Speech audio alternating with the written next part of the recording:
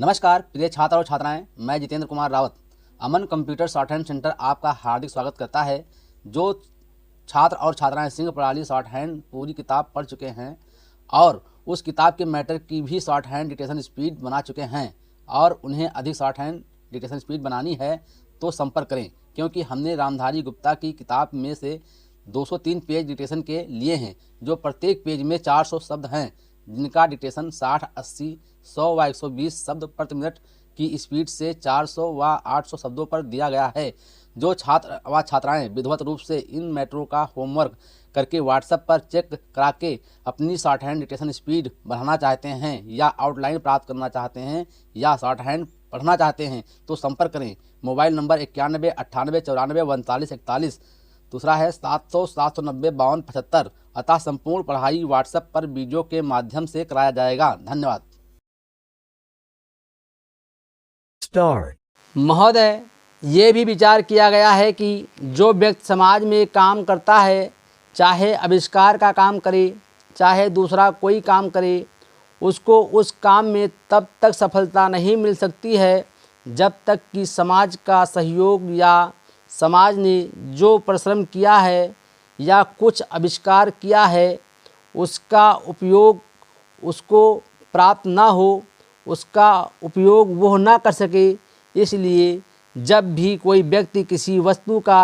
आविष्कार करता है तो आविष्कार करने में न केवल उसका अपना परिश्रम रहता है, लेकिन साथ ही साथ समाज ने जो काम किया होता है, चाहे विज्ञान के क्षेत्र में या प्रौद्योगिकी के क्षेत्र में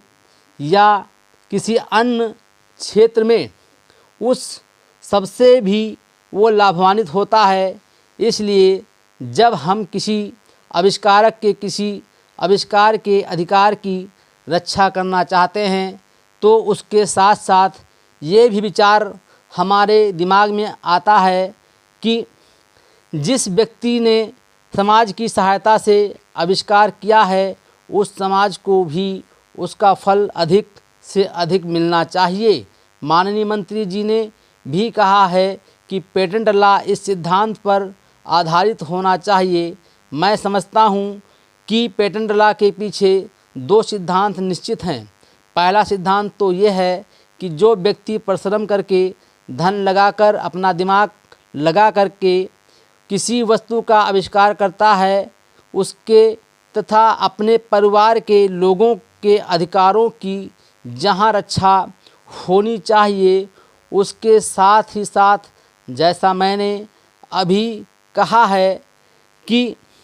कोई व्यक्ति समाज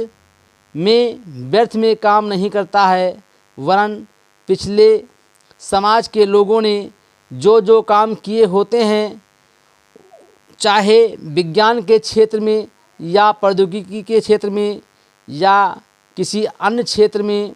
और जिनके आधार पर वो कोई आविष्कार करता है, उसको उसका प्रतिफल तो मिले, लेकिन जो परिणाम हो उसका प्रतिफल समाज को भी मिलना चाहिए। मंत्री महोदय ने कहा है कि जो ये सिद्धांत है वो भी इस विधेयक के पीछे स्थापित